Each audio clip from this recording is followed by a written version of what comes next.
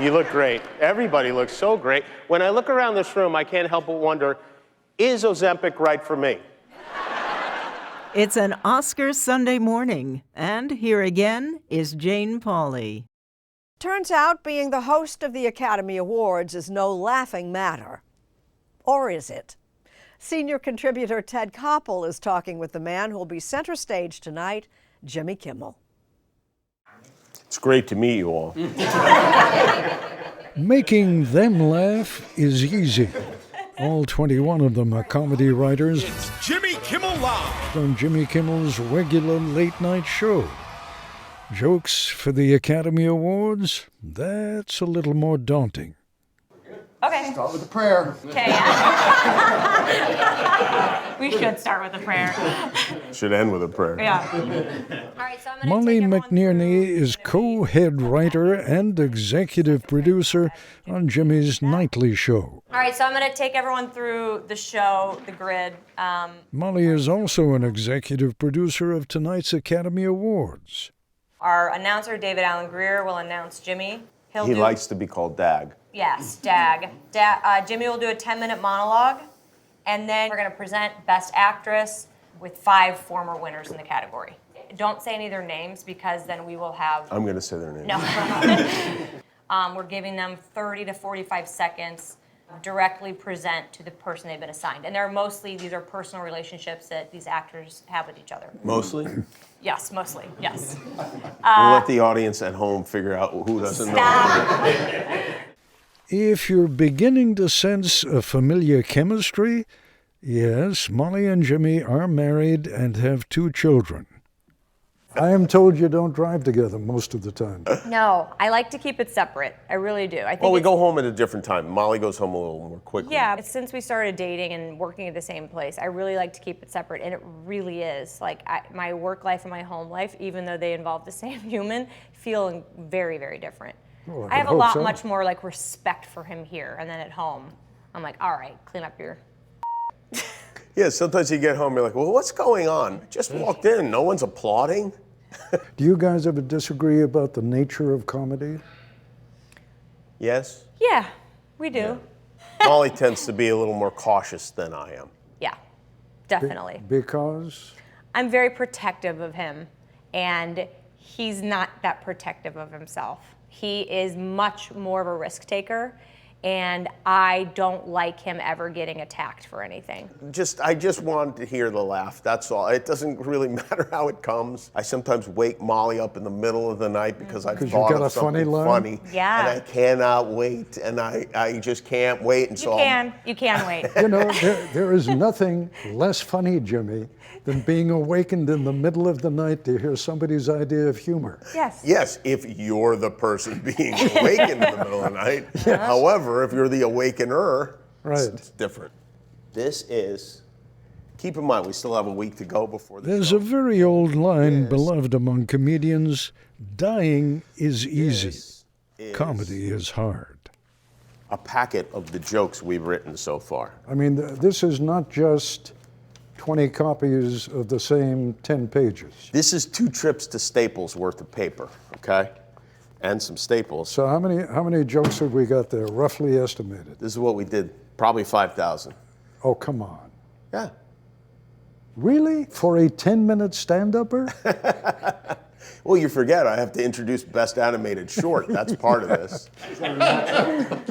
Do the math. 21 writers, each of whom does a few jokes every day for 4 months. You know, right now the monologue is 40 minutes long.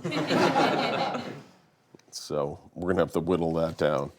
Mr. Koppel, would you like to ask any questions or anything? Or? I can't think of anything funny to say. That makes 38 of us.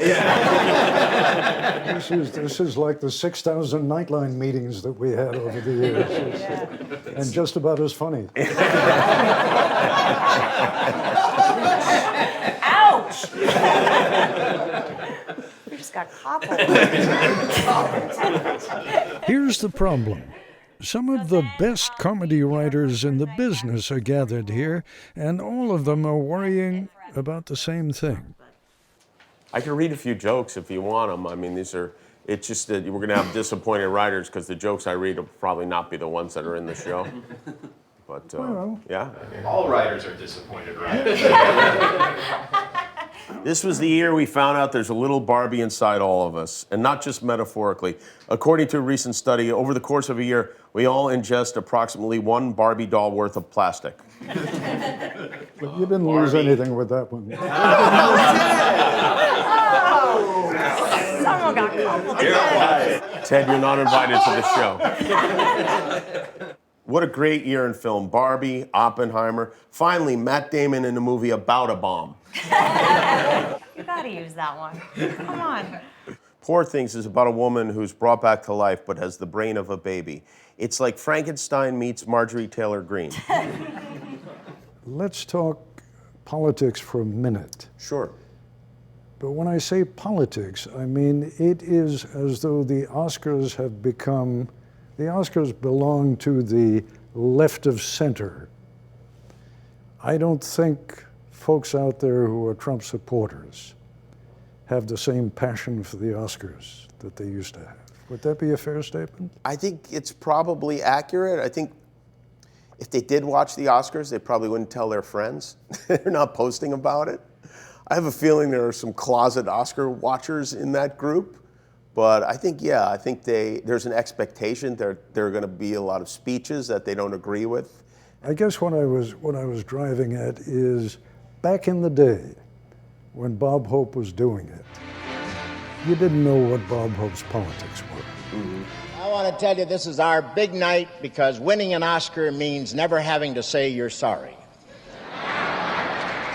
These days, there is an expectation that the host of the Oscars is going to be, in that respect at least, a little more left of center. Fair? Sure, yes, absolutely. But you can't really think about that. And if it makes any of those folks feel any better, I will guarantee you that 90% of the jokes that I deliver on Oscar Sunday will be targeting those very left-wing celebrities that they claim to despise and yet go see all the movies. Yeah, but when you say target, gentle?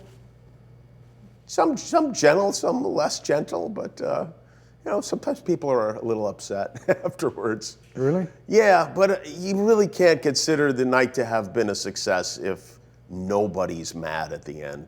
To the Oscars, man. There's an online promo for tonight's show borrowing from the movie Barbie. Here we are, the Oscars. To underscore what a thankless task hosting the Oscars can be. I don't know if I can do this. It's such a tricky thing. America Ferrara delivers the warning. It's literally impossible to host the Oscars. You have to be extraordinary, but somehow you're always doing it wrong. Like, you have to make fun of people, but you can't make too much fun of people. You have to criticize, but you can't be too critical. You have to deliver, but you can't go on too long. And you get paid what, for the average working Joe, is a very nice hunk of change, but not really, not for the amount of work that you have to put into it. Yeah, you only get about $15,000 to host the Oscars. Seems like a lot of money to most people. Yeah, although I think even most people will go like, wait, how many months of work is this for $15,000? Exactly. What constitutes a home run? Great monologue, great speeches. You hate to have a predetermined show, and a show that doesn't feel like it was prepared in a laboratory. Yeah. It's always fun when something unexpected happens. I hope something unexpected happens. To a I really point. do. We No, don't- because I think you are the absolute best at navigating those situations. We don't want anybody to get hit. No. but- We don't want any hits. But that's where Jimmy thrives, when something is off. That's where he really thrives. He lives for it. I am most comfortable in an uncomfortable situation. You're a terrific ad-libber. I don't think most people realize how great a skill that is.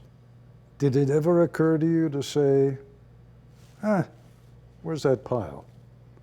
Screw it. We don't need that. I'm just going to wing it. I will tell you without question, if I were to go on stage for 10 minutes on the Academy Awards and wing it, you would never see me again. No. Not to mention those 21 unemployed comedy writers. And goodbye. Yeah.